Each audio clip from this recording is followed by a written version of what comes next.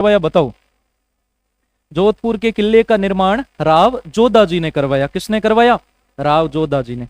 राव जोधा जी ने जोधपुर के अंदर दो पहाड़ियों को देखा जहां पर ये किला वह बनाने वाले थे।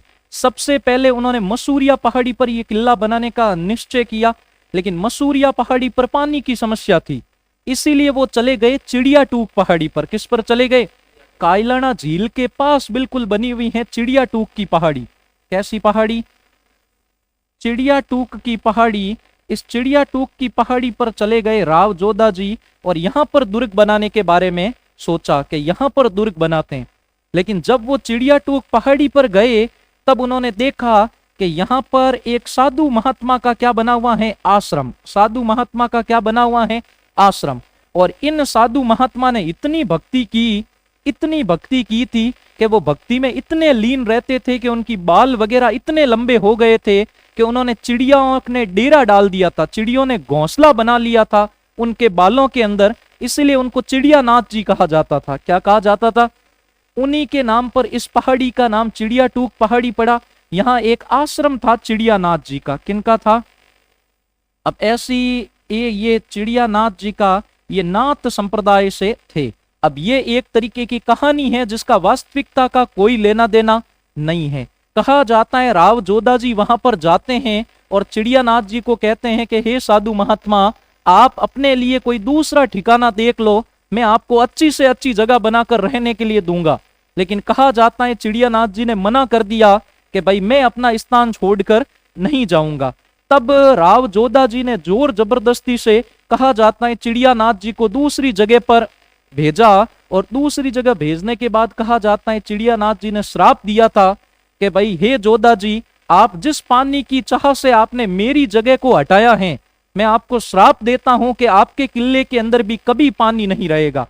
इसलिए आज भी जोधपुर किले पर एक श्राप है कि जोधपुर के किले के अंदर पानी हमेशा क्या हो जाता है? सूख जाता है। पानी हमेशा क्या हो जाता है? सूख जाता है। तो चिड़िया टूक पहाड़ी पर यह दुर्ग बना हुआ है, याद रह जाएगा, चिड़ियानाथ जी के श्राप यहां पर दिया गया है। जब राव जोधा जी ये इस दुर्ग का निर्माण करवा रहे थे तब राव जोधा जी को पता था कि भाई चिड़ियानाथ जी के द्वारा दिया गया श्राप है। उस श्राप से बचने के लिए राव जोधा जी ने दो काम किए। इस श्राप से बचने के लिए यहां पर बना, तो चिड़िया टूक पहाड़ी पर बना कौन सा दुर्ग? मेहरानगढ़। कौन सा दुर्ग बना? मेहरानगढ़। अब चिड़ियानाथ जी के श्राप से बचने के लिए राव जोधा जी ने दो काम किए। पहले तो इस किले का निर्माण कब हुआ? कब इस किले का निर्माण हुआ? तो याद रखना, इस किले का निर्माण वास्तव में 12 मई 1459 को राव जोधा जी ने अपने नाम पर एक नगर बसाया जिसका नाम रखा जोधपुर। कौन सा नगर बसाया? जोधपुर नगर बसाया। जोधपुर अपना स्थापना दिवस कब मनाता है? 12 मई को। कब मनाता है? 12 मई को। और 13 मई को इन्होंने इस किले की नींव रखी। 13 मई को इस किले की क्या रखी? नींव। अब चिड़ियानाथ जी के श्राप से बचने के लिए राव जोधा जी ने दो कार्य किए। सबसे पहला कार्य किया, इस किले की जो नींव रखवाई गई, वो नींव रखवाई गई रिद्धी बाई के हाथों से। किनके हाथों से? रिद्धी बाई के हाथों से। ये चमत्कारी थे और आगे चलकर इतिहास में करणी माता जी के नाम से प्रसिद्ध हुए। ठीक है, ये करणी माता जी का बचपन का नाम है। तो करणी माता जी के हाथों से क्या रखवाई?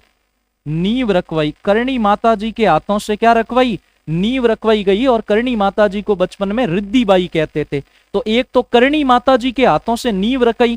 करणी माता जी ने, कहा जाता है, 2 रियासतों की नींव अपने हाथों से रखी थी और 2 रियासतें आज भी बुलंद हैं। आज भी माता जी का खूब पर्चा है। जिनके ऊपर काबों वाली देवी का हाथ होता है उनके जीवन में आज भी कुछ नहीं होता, उनके भाई बिगड़े हुए काज भी तर जाते हैं। ठीक है, तो रिद्धी बाई या करणी माता जी के हाथों से इस जोधपुर के किले की क्या रखवाई गई? नींव। करणी माता जी ने एक तो बीकानेर रियासत की नींव अपने हाथों से रखी थी और एक जोधपुर की, और दोनों रियासतें आज भी आबाद हैं, आज भी इनकी प्रतिष्ठा कायम है। तो रिद्धी बाई के हाथों से नींव रखवाई गई। दूसरा, उन्होंने मारवाड़ में ढिंडोरा पिटवाया गया कि कोई ऐसे व्यक्ति हैं जो स्व इच्छा से आकर अपना बलिदान देना स्वीकार करे अपने साम्राज्य के लिए, अपने राजा के लिए। तब कहा जाता है राजा राम जी कड़ेला जो मेघवाड़ समाज से आते थे, उन्होंने स्व इच्छा से नींव में चुना जाना क्या चुना, स्वीकार किया। तो यहां पर इस किले की नींव के अंदर राजा राम जी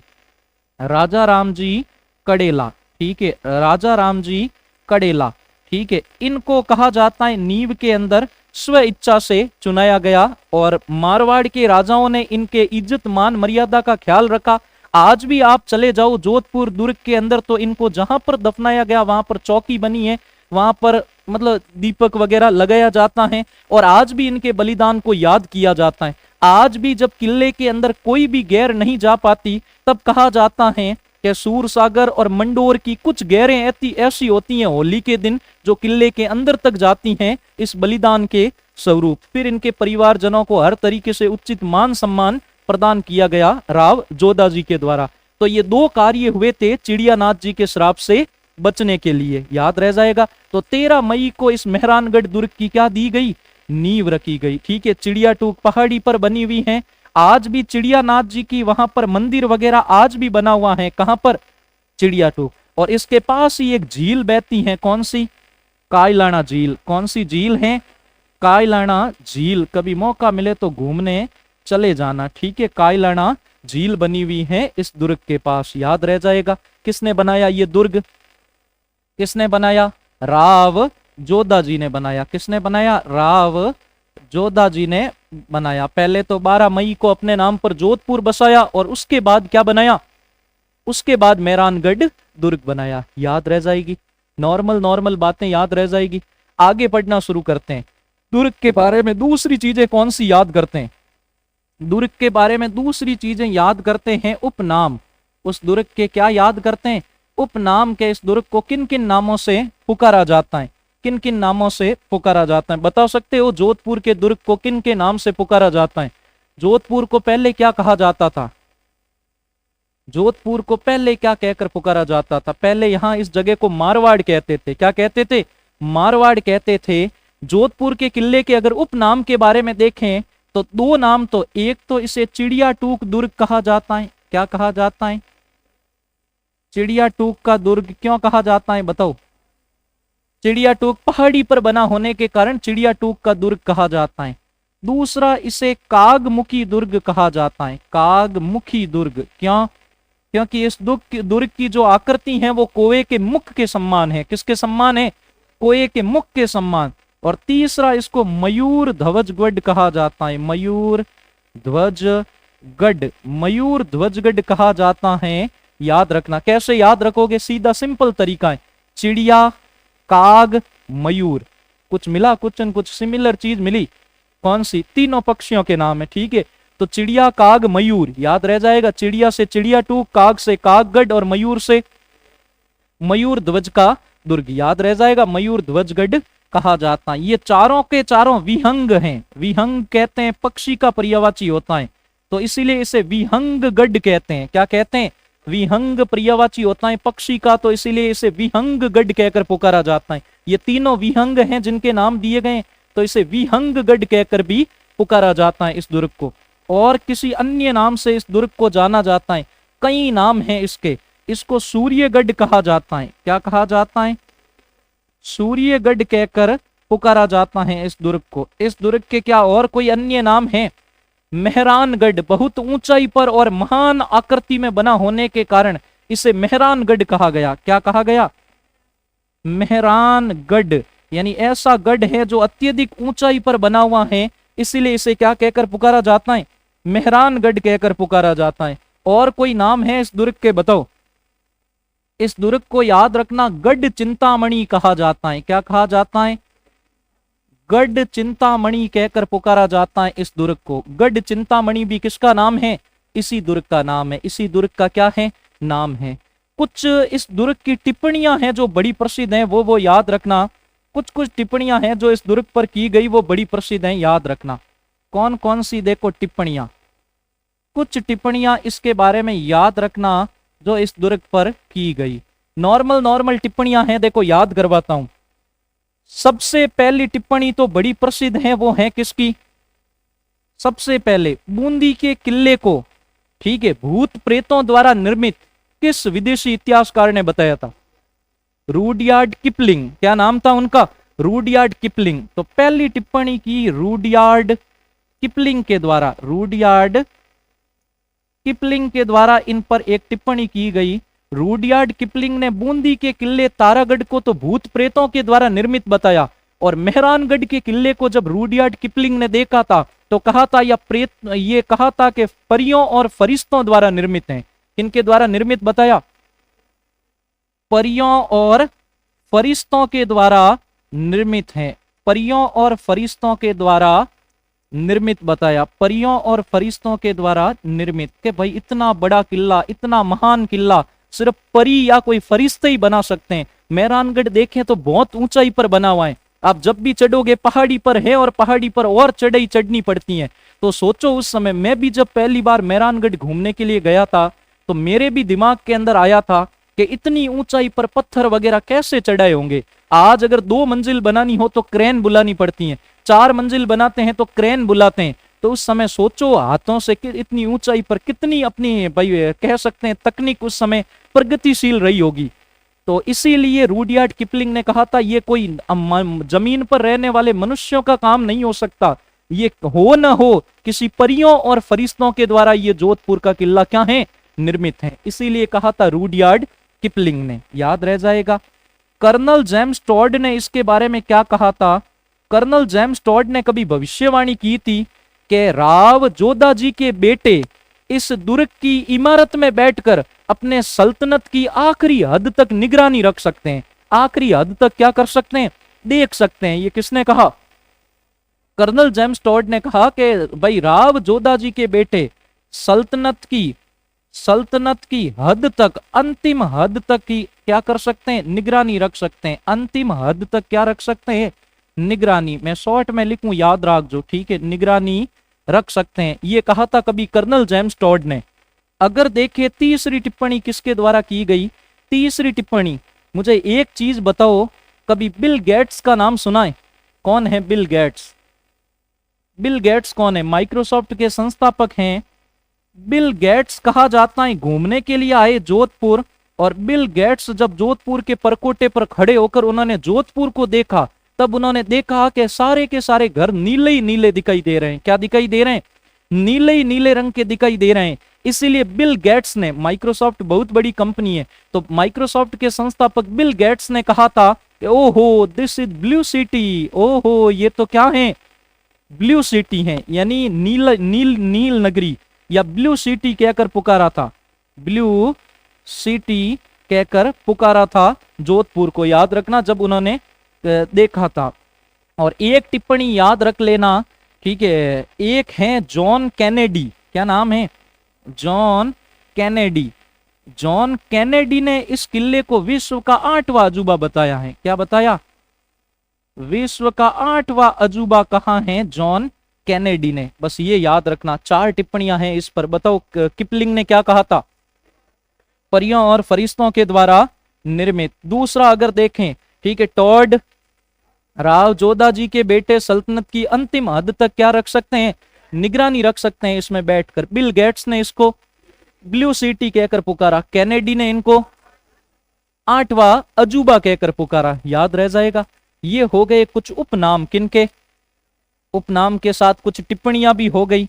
और मेहरानगढ़ के अंदर कौन सी चीजें आपको याद करनी है?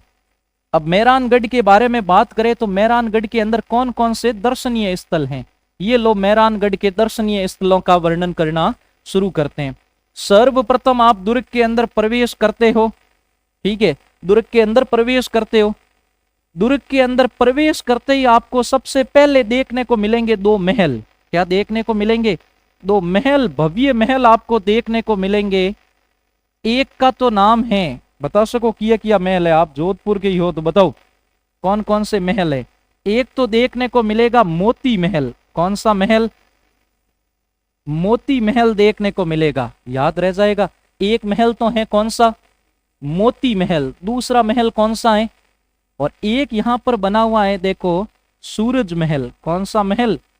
सूरज महल, ठीक है। एक तो मोती महल। इसमें से ये महल इंपोर्टेंट है, ये अपनी स्वर्ण नक्काशी के कारण प्रसिद्ध है। स्वर्ण नक्काशी के कारण क्या है? प्रसिद्ध हैं, याद रखना। स्वर्ण नकाशी के कारण मोती महल कहाँ है?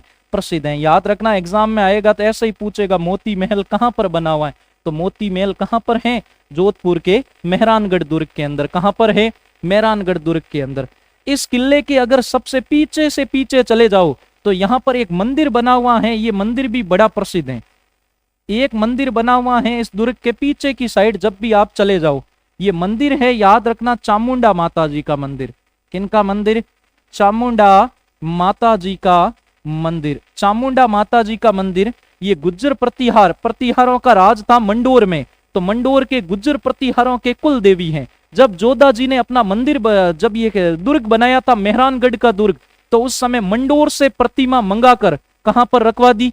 मेहरानगढ़ के अंदर रखवा दी थी। ठीक है, ये दुर्ग बड़ा प्रसिद्ध है। 1857 ईस्वी की जब क्रांति हुई थी तो इस दुर्ग पर बिजली गिर गई। क्या गिर गई? बिजली गिर गई। बिजली गिरी और पूरा का पूरा मंदिर ध्वस्त हो गया। लेकिन जब 1857 की क्रांति के समय जोधपुर के शासक थे तख्त सिंह जी। कौन थे? जब तख्त सिंह जी ने इस मंदिर को वापस जाकर देखा, सारे जो गिर गए थे चीजें वो हटाई, तब उन्होंने देखा कि माता जी के मूर्ति के कहीं पर भी चोट नहीं आई और मूर्ति के आगे दीपक वैसा का वैसा जल रहा था। ये माता जी का प्रताप था। तख्त सिंह जी ने इसे एक परचाई माना और इस मंदिर का वापस पुनर्निर्माण करवाया। क्या करवाया? पुनर्निर्माण करवाया। अब देखो, कभी कभी धार्मिक स्थानों पर भी कुछ ऐसी घटनाएं घटित हो जाती हैं, कोई दुखमयी घटनाएं घटित हो जाती हैं जिनको मतलब कहा जाता है भूलना ही बेहतर है। 2008 की बात है, नवरात्रों का समय। 2008 के समय नवरात्रों की बात है। यहाँ पर भगदड़ मच गई। क्या मच गई? भगदड़ मच गई। किसी कारण से भगदड़ मच गई यहाँ पर। और माता जी के जब मंदिर के अंदर जाएंगे तब देखेंगे बहुत सारी सीढ़ियां हैं उतरने के लिए, चढ़ने के लिए। तो भगदड़ मचने से हड़बड़ी मच गई और कई लोगों की यहाँ पर मृत्यु हो गई। 294 लगभग लोगों की क्या हो गई थी? मृत्यु हो गई थी यहाँ पर। तो उसकी जांच के लिए जसराज चोपड़ा जी के नेतृत्व में एक कमेटी बैठी थी। तो जसराज चोपड़ा कमेटी, जसराज चोपड़ा कमेटी का संबंध भी किससे है? मेहरानगढ़ इस दुर्ग से है। याद रखना। तो कौन सा मंदिर है? चामुंडा माता जी का मंदिर। इस दुर्ग के अंदर एक मंदिर और है। ठीक है, एक मंदिर और है आप देखोगे तो, और वो मंदिर है नागणेची माता जी का। किनका है? नागणेची माता जी का मंदिर है। अब नागणेची माता जी का जो मंदिर है, नागणेची माता जी, याद रखना, मुख्य मंदिर कहां पर है?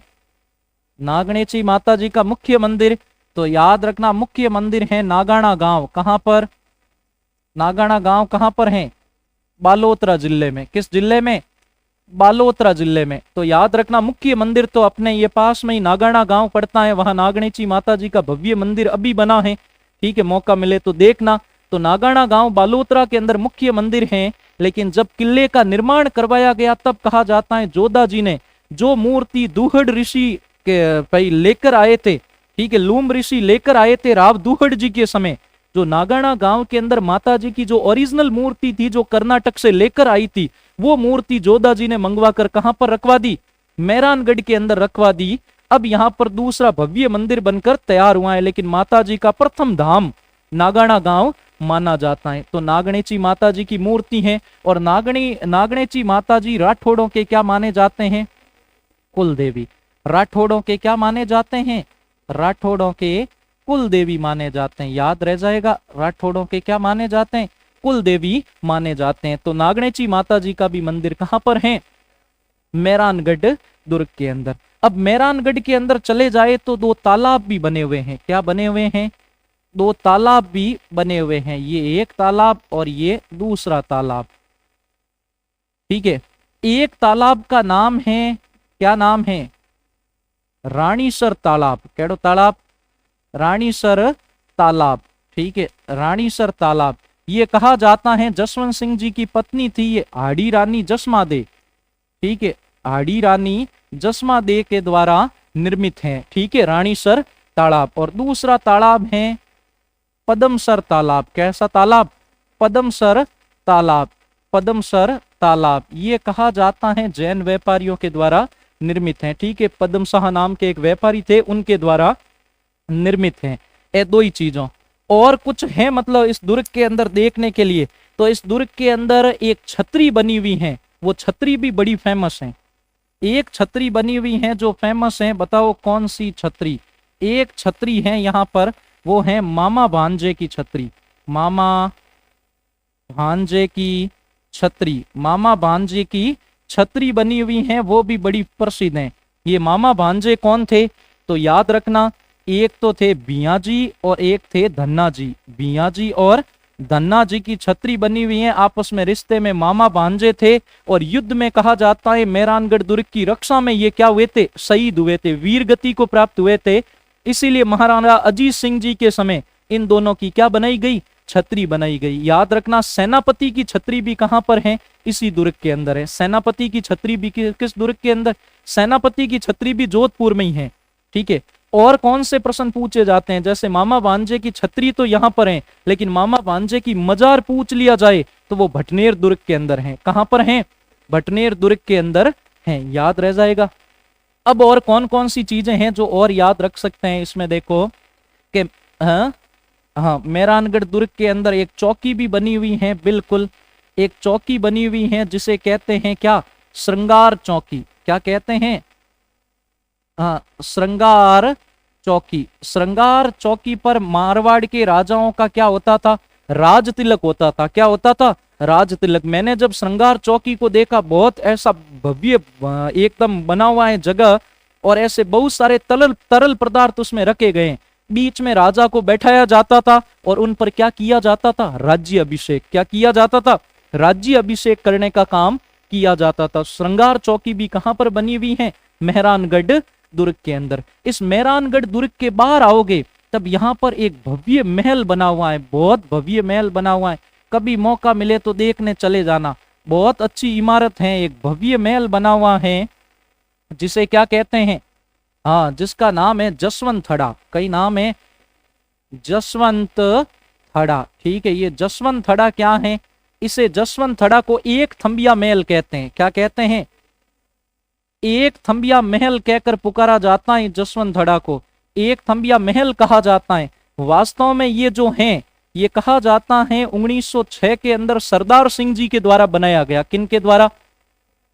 सरदार सिंह जी के द्वारा बनाया गया। सरदार सिंह जी के द्वारा ये बनाया गया। ठीक है, अपने पिताजी की याद में, जसवंत सिंह जी द्वितीय के याद में ये क्या? जसवंत थड़ा बनाया गया। याद रह जाएगा, जसवंत थड़ा बनाया गया।